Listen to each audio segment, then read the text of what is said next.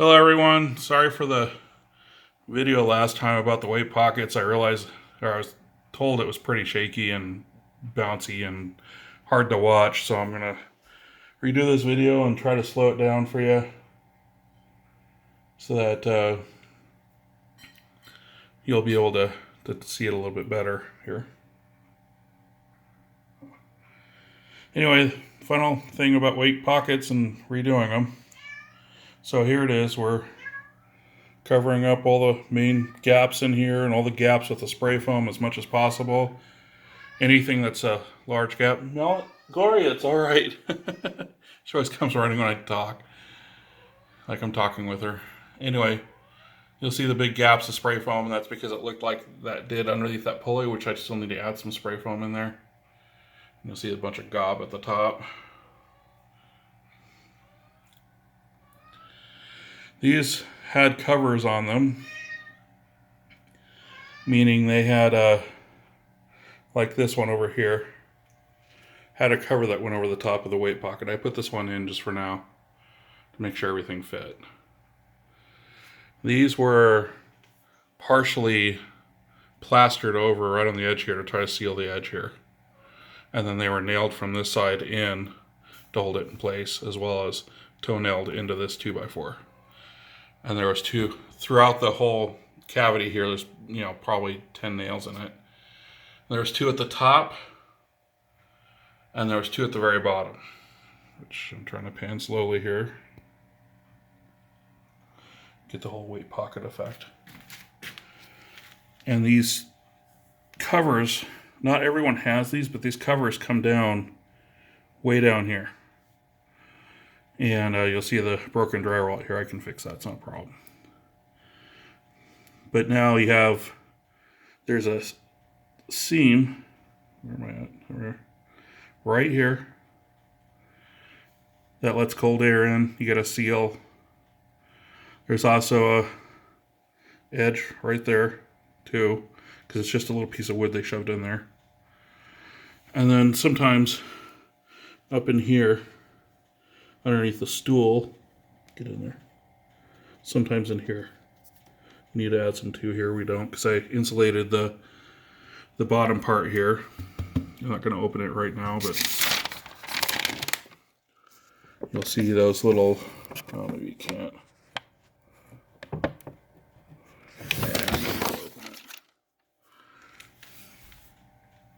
Hold on a second here. You see where the spray foam comes up. That's sealing that area down there.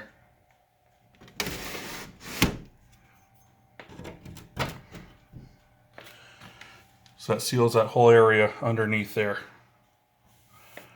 And then what I did too is up on that was the bottom part. So if you look at the top part, you'll see 3 holes, or 4 holes up there. That one, that one, that one, and this one I didn't really get to use, but I thought I'd have to. But when the foam expanded, it expanded the entire length of that cavity. There's like an inch cavity above there, 1.5 inches. You just got to make sure not to put too much foam in there, or you'll distort the top of the window. But basically, I just did it until they came out. That's what that big glob right there is. It had it on both sides. And it sealed up that area. What they had done before is to shove really tightly bound fiberglass insulation, which didn't do anything for the drafts and didn't do anything for the R value. Because once you compress fiberglass, it doesn't do very well after that. Then once you have all that done, go around and caulk the little hairline joints. Mine are all dry right now, but it's clear caulking. It's just whatever's cheap. But this whole area right here was caulked, and everything else that was a hairline joint that was leaking air. And you can basically stick your hand in there and you can tell if it's on this side or that side where the air is leaking. And then look for the crack or the hole or whatever on the one side, and if you find it, then that's great. Then I marked them with tape first, and then I went around and caulked them all in one shot. I have one more seam I need to do right here. That's where 2 pieces of wood met. You can see it there. But I think I'll spray foam that when I get the can out to fix that. And really, compared to when I initially did this, or when I initially pulled this window apart, actually both of them, because I did the other one the same exact way. I just caulked and spray foamed until I felt no drafts. So I just paid attention to where all the drafts were coming from, where all the air leakage was, and went from there. But the difference between the weight pockets now and the weight pockets the way they were is night and day. They block every draft.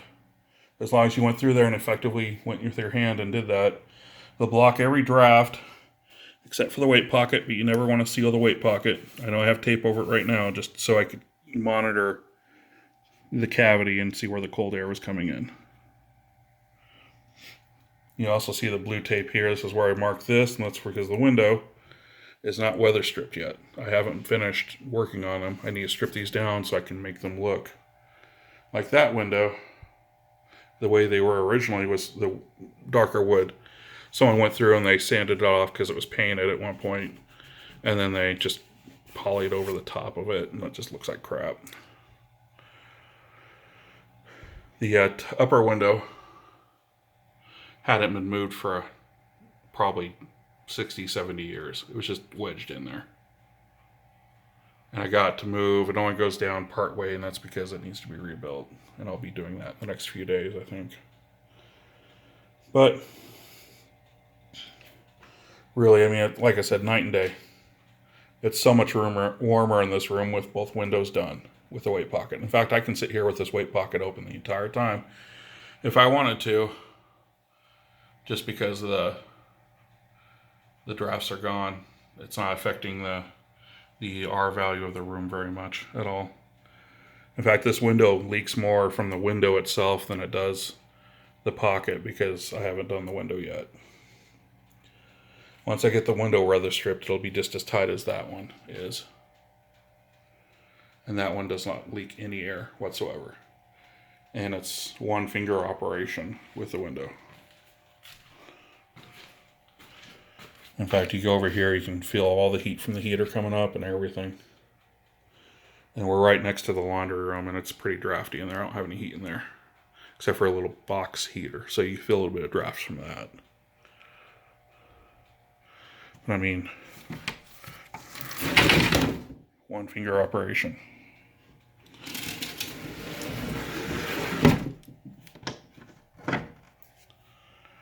How awesome is that?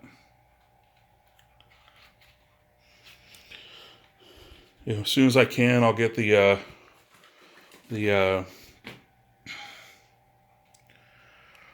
brass weather stripping that goes between the pane of glass and then the sash, or I'm sorry, the frame, between the sash and the frame. But it's kind of pricey, so I haven't done it yet. I haven't had the money. And that's easy to add on afterward. It's not like it needs to be added on now. It makes it simpler to add it on now, but it's not something you can't do in the future. If when you get a little bit of money and you're able to buy some of that weather strip, I mean, awesome. Spring bronze is what it is. Not brass, but it's bronze, spring bronze. But I have a ton of windows, and I found if I order the bronze in bulk, which I'm going to need for, I think I have 60 windows. Oh no, 55 I think it is with the attic, or the third floor as we call it. You can get a significant discount if you're able to order in bulk and get it all at once versus a window at a time. But it costs money to get that many done, so, or have that many square footage.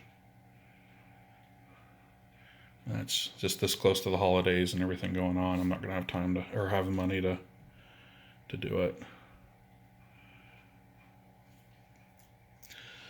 Anyway, I hope this video is a little easier to view than the other one. In fact, May take the other one down, I don't know.